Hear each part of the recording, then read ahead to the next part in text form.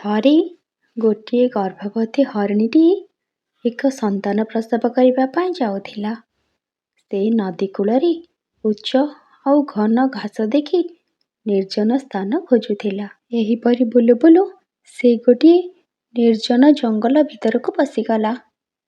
ସେଠାରେ ପହଞ୍ଚିବା ମାତ୍ରେ ତାର ଯନ୍ତ୍ରଣା ଆରମ୍ଭ ହୋଇଗଲା। ସେହି ସ୍ଥାନରେ ପହଞ୍ଚି ହରିଣୀ ଯେତେବେଳେ ତାର ଡାହାଣକୁ ଦେଖିଲା, ସେଠାରେ ଗୋଟିଏ ଶିକାରୀ ତା ଆଡ଼କୁ ତୀର ଲକ୍ଷ୍ୟ କରୁଥିଲା।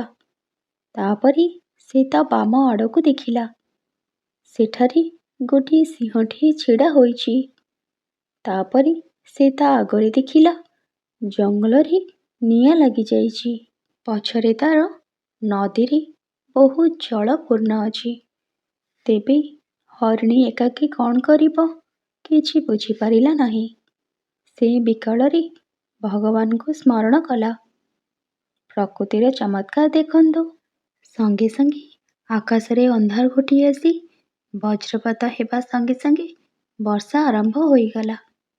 ସେହି ସମୟରେ ଗୋଟିଏ ଗାତରୁ ସାପଟିଏ ବାହାରି ଆସି ଶିକାରୀ ଗୋଡ଼କୁ କାମୁଡ଼ିଦେଲା, ଯାହାଫଳରେ କି ଶିକାରୀର ତୀର ଧନୁରୁ ବାହାରି ଯାଇ ସିଂହ ଦେହରେ ବାଜିଲା। ସିଂହଟି ଘାଇଲା ହୋଇ ଜଙ୍ଗଲକୁ ପଳାଇଲା। ପ୍ରବଳ ବର୍ଷା ହେତୁ ଜଙ୍ଗଲରେ ଲାଗିଥିବା ନିଆଁ ସଙ୍ଗେ ସଙ୍ଗେ ଲିଭିଗଲା। ହରିଣୀଟି ଗୋଟିଏ ସୁନ୍ଦର ଛୁଆଟିଏ ଜନ୍ମ କଲା।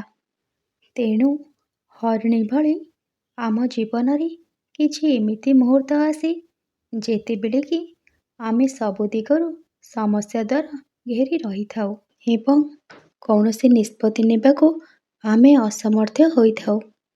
ଏହିଭଳି ସମୟରେ ଧୈର୍ଯ୍ୟହରା ନ ହୋଇ ଭଗବାନଙ୍କୁ ସ୍ମରଣ କରିବା ଉଚିତ।